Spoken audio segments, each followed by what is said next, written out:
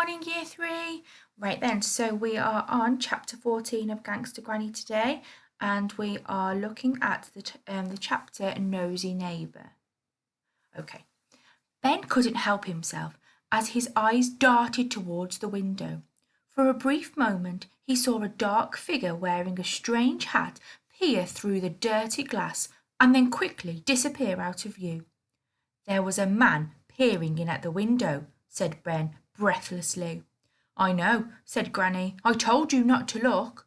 Shall I go out and see who he was? Said Ben, trying to hide the fact that he was more than a little frightened. Really, he wanted Granny to go out and see who it was. I bet it was my nosy neighbour, Mr. Parker. He lives at number 7. He always wears a pork pie hat and he keeps spying on me. Why? Asked Ben. Granny shrugged. I don't know. I imagine he has a rather cold head or something. What? Said Ben. Oh, no, not his hat. I mean, why does he keep spying on you? He's a retired major, and now he runs the neighbourhood watch scheme in Grey Close. What's neighbourhood watch? Asked Ben. It's a group of local people who keep an eye out for burglars. But Mr. Parker just uses it as an excuse to spy on everyone, the nosy old git. I often come back from the supermarket with my bag of cabbages and see he's hiding behind his net curtains, spying on me with a pair of binoculars. Is he suspicious about you? Said Ben, more than a little panicked. He didn't want to be thrown in jail for aiding and abetting a criminal. He didn't really know what abetting meant, actually, but he knew it was a crime, and he knew he was too young for prison. He is suspicious about everyone. We have to keep an eye out for him, young lad. The man is a menace. Ben went over to the window and peered out. He couldn't see anything. Ring! Ben's heart missed a beat. It was only the doorbell. But if they let Mr. Parker inside, he would see all the evidence the police would need to send Ben and Granny straight to prison. Don't answer it, said Ben, as he ran to the middle of the room and started stuffing all the jewels back in the tin as quickly as he could. What do you mean, don't answer it? He knows I am home. He just saw us through the window. You answer the door and I will hide the jewels. Me? Yes, you. Hurry. Ring. This ring was more insistent. Mr. Parker had left his finger on the buzzer for even longer. Ben took a deep breath and walked calmly through the hall to the front door. He opened it. Outside stood a man in a very silly hat. Don't believe me? This is how silly his hat was.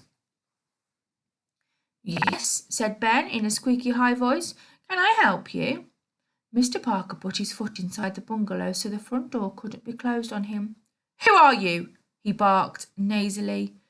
He had a very big nose, which made him seem even nosier than he was, and he already seemed extremely nosy. Because he had a big nose, he also had a very nasal voice, which made everything he said, however serious, seem a little bit absurd. But his eyes shone red like a demon.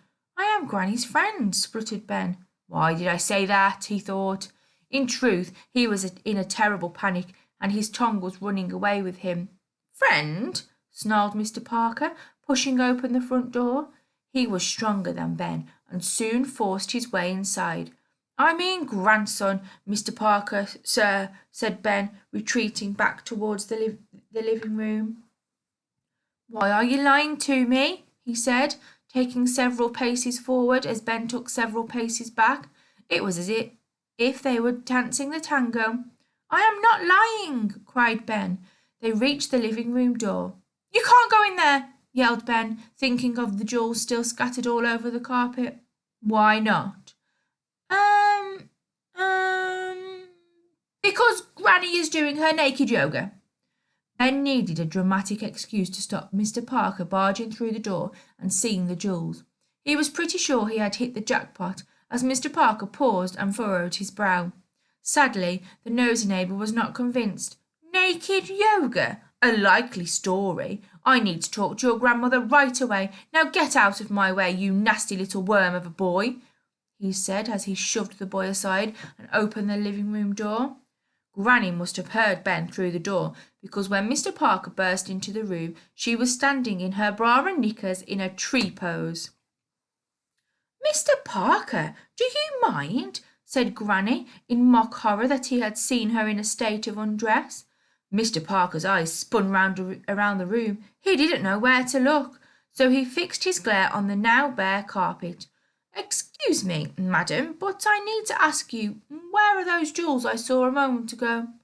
Ben spied the silver Jubilee biscuit tin poking out from behind the sofa. Surreptitiously, he edged it out of view with his foot. What jewels, Mr. Parker? Have you been spying on me again? Demanded Granny, still in her underwear. Well, he spluttered. I had good reason. I was suspicious when I saw a young gentleman enter your property. I thought he might be a burglar. I let him in through the front door. He might have been a very charming burglar. He might have weaseled his way into your confidence. He's my grandson. He stays every Friday night. Ah, said Mr. Parker triumphantly. But it's not Friday night, so you can see why my suspicions were raised. And as head of Grey Close's neighbourhood watch, I must report anything suspicious I see to the police. I've got a good mind to report you to the police, Mr. Parker, said Ben. Granny looked at him curiously. Whatever for? Said the man. His eyes narrowed. They were now so red it was like there was a fire in his brain. For spying on old ladies in their underwear, said Ben triumphantly. Granny winked at Ben. She was fully clothed when I looked through the window, protested Mr. Parker. That's what they all say, said Granny. Now get out of my house before you are arrested for being a peeping Tom. You've not heard the last of me. Good day, said Mr. Parker. With that he spun on his heels and left the room. Granny and Ben heard the front door slam behind him, and they ran over to the window and watched him scuttle back to his bungalow. I think we frightened him off, said Ben. But he'll be back, said Granny. We have to be very careful. Yes, said Ben, more than a little alarmed. We'd better hide this tin somewhere else. Granny thought for a moment. Yes, I'll put it under the floorboards. OK, said Ben, but first... Yes, Ben, you might want to get dressed. OK, that was a bit of a fun chapter, wasn't it? So your task today then is you're going to do me another diary entry, but this time you are going to be Mr. Parker. Okay, so as we've just found out, Mr. Parker runs the neighbourhood watch where Granny lives, and he has his own neighbourhood watch diary. So you're going to be writing a diary entry as if you are Mr. Parker. Okay then, so steps to success are here, but we're going to go through them on the flip chart now. Okay, so here is your task here.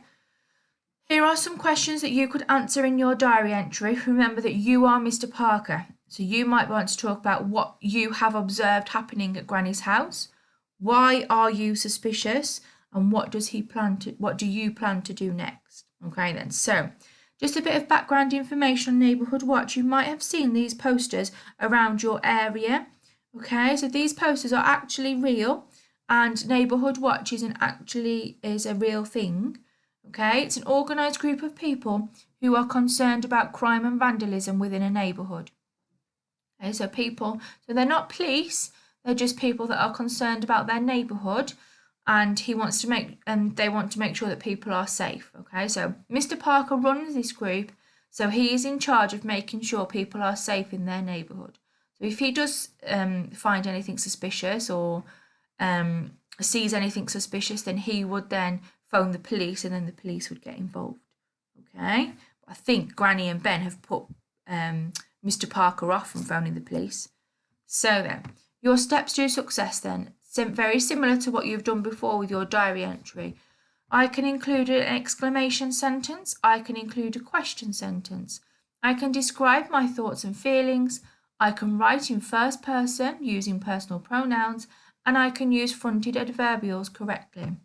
Okay then, so I'm going to start off, and then as normal you will carry on. Whether you want to use mine, magpie my ideas, that's up to you. Okay, but I'll just give you a bit of a heads up on how you can start your diary entry. It doesn't need to be a long piece of work, okay? Just make sure that you try to answer all of those questions there. All right then. So let's get started, shall we? Okay. So it's a diary entry. So obviously going to start off with Dear Diary. And that can go at the top. And then I'm going to start on the next line. Okay. What an eventful morning. So straight away, I've got my what to start off my exclamation sentence. So straight away, you can tick that off, the steps to success. So that's what I'm going to do. I'm going to use green to say that I've used it. I can include an exclamation sentence. Done. Perfect. Okay then. Let's just make this box a bit longer. Okay.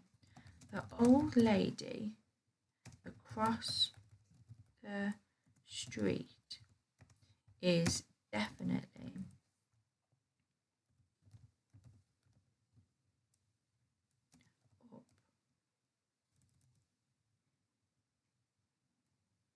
up to something criminal. So she's not definitely up to something. She's definitely up to something criminal. Okay. Okay, let's use a fronted adverbial. At around 9 a.m., a small young boy entered her bungalow, which set alarm bells ringing in my head. Okay, so that basically is just saying that straight away, I've seen somebody go into a house, I don't know who it is, my alarm bells are ringing off straight away. Okay? Alarm bells are like, oh, that's not right, I need to do something about it. Okay, they're not actually bells going off in your head. Okay, it's just a saying that people say. Okay, right then. Just double checking because I don't think I've spelled. No, I haven't. I haven't spelled definitely right. Sorry about that. It's a good job I'm reading back through my work and checking it. It needs to be an I there. There we go. Sorry. Let's carry on. At around 9 a.m., a small young boy entered her bungalow, which set alarm bells ringing in my head. Okay. I'm going to change that. My neighbourhood watch head. Okay, so he's thinking straight away. So if he wasn't in the neighbourhood watch, probably wouldn't set any alarm bells ringing. Because he is, it has set alarm bells ringing. I decided to keep I decided to keep a close eye on this suspicious behaviour from the comfort of my own home. As quick as a flash, I grabbed my binoculars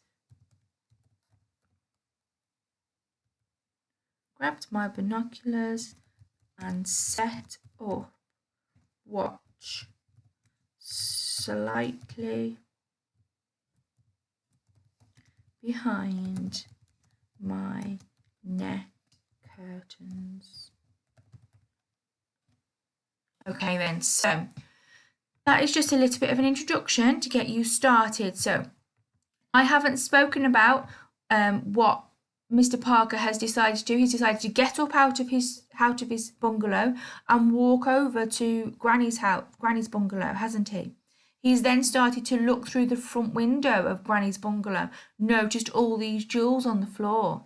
He then forced his way inside Granny's bungalow and caught Granny doing naked yoga. But actually, I think he was wanting to find those jewels.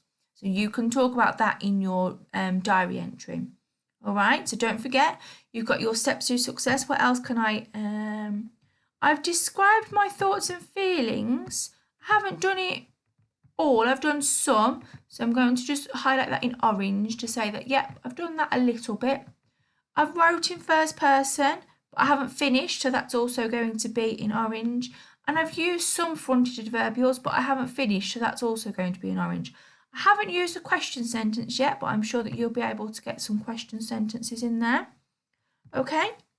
Any questions, any help or support that you need, please email myself or Mr. Grocott and we will be more than happy to help you. Can't wait to read these diary entries. Have fun and I will talk to you all tomorrow. Bye.